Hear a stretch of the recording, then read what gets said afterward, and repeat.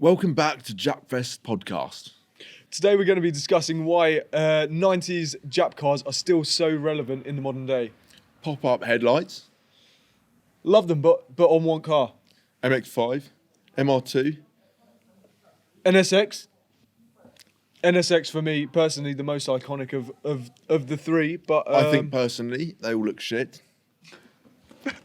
fair enough. And as well, they weren't too friendly on pedestrians' kneecaps, famously, which is what led to their demise in probably the late 90s.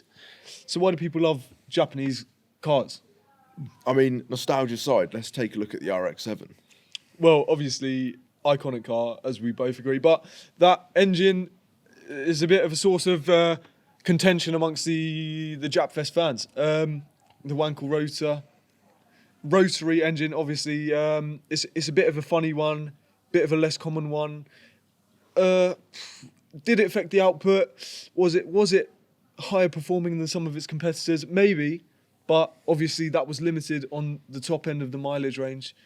I think, like you say, I mean, it's not a regular combustion engine, and Yeah. at the end of the day, it works very differently. Yeah, iconic. And how do you nevertheless. measure the output of it and Yeah. and the CCs, and that's been the controversy over the past few years. So. Yeah.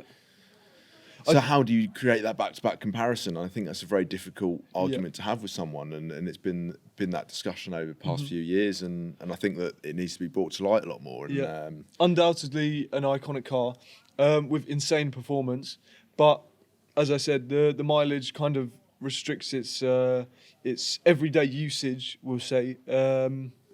Very quick car though. Right, yeah, absolutely. I didn't realise, like you say, 60,000 miles. 60,000 miles, yeah. And what's an engine rebuild on one of those? Almost impossible. From what I've heard, yeah, almost impossible. Very difficult Very to difficult, rebuild. and obviously parts. It's a rare engine type. Need a full oil change, which is the main. I think it's oil change, which is the main reason that the engines have such a short lifespan, because due to the structure of the engine, it is inaccessible. Yeah. So Yeah, I think we can talk another iconic Japanese car is the Supra. Well, the Supra, obviously, that's 2JZ, isn't it? Yeah, 2JZ engine. Jay-Z. Some of them in excess of 1,000 horsepower, and these are cars from the 90s, aren't they? Cars from the 90s putting out over 1,000 horsepower, easily I tunable. know you've always fucking loved the Supra. Yeah, it's iconic. The styling's a bit funny. New Supra doesn't quite have the styling. I think the styling, personally, is amazing. But a lot of other JDM fans don't agree. And I don't think the performance is quite there. Not when you compare it to the originals. But it's an icon. Reasonably cheap if you compare it to some of its other competitors in the amount of horsepower and the amount of speed it will put out. Insane. It will still compete with some of the supercars of today, but Really? yeah. Okay. We'll have to get it on the show, like you say. and, We will have to get it on the show. Stay tuned for some of the biggest Supras you have ever laid your eyes on. Absolutely. We'll take it around the course and See how she does. give it the beans. Give her the beans. Obviously, the Skylines is fucking Jap. That is Japfest. Well, the They fucking R34s, punch out some serious horsepower, though, Yeah, don't they? They yeah. could mega tunable. insane. Especially the new GTR. Well, I don't know about especially, but obviously technology's come a long way. Over 1,000 brake. Easily over 1,000 brake. The new GTRs, as far as I know, the fastest thing off the line that you can even buy with money. Sleeper. Is it sleeper? It's a supercar.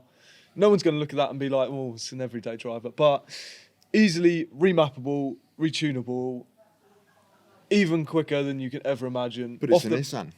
It's a Nissan. And what do you think about Nissan? Brand image. They make cars for the people. Similar to Toyota. Japanese cars. Massive Agreed. range. Agreed. Massive range. We spoke about Toyota the other day. Toyota's had some insane cars. Yeah. Insane cars. They make sports cars. They make utilitarian cars. They make SUVs. They make city cars. What don't they make? Same with Nissan. What does Nissan not make? Pioneering with electric. A good looking car. Competing in the Formula E. They make pickup trucks. They make shit looking cars. Farm cars. Shit. GTRs. Good GTRs looking are car. sick looking cars. Is it? Yeah. Yeah. Not okay. agree? No. The 370s? 270s? No, No? no, Don't agree? no, No. 250s? no. The Datsuns? I think they're bad-looking cars. Really? Fair enough. Fair enough. Mechanically, I think they're Sound, absolutely yeah, fantastic. insane mechanically. I think styling is pretty cool as well. Some of them, obviously, some are a bit of a micros. We don't talk about them, but Yeah. aside from that, Yeah, no, I agree. solid cars. And the Leaf. Yeah, I mean- and the Leaf. And the Leaf. We'll Yeah, ignore well, that I mean, one. that's different, isn't it? Maybe we could agree on that one. So comment and subscribe again, and drop us a picture of your car at the email address we spoke about before. What was it? JDM@japfestpodcast.com. And we'll get back to you. Put a few of our favourites out on our Instagram, and we will see you next episode. Thanks for listening. Thank you. Goodbye.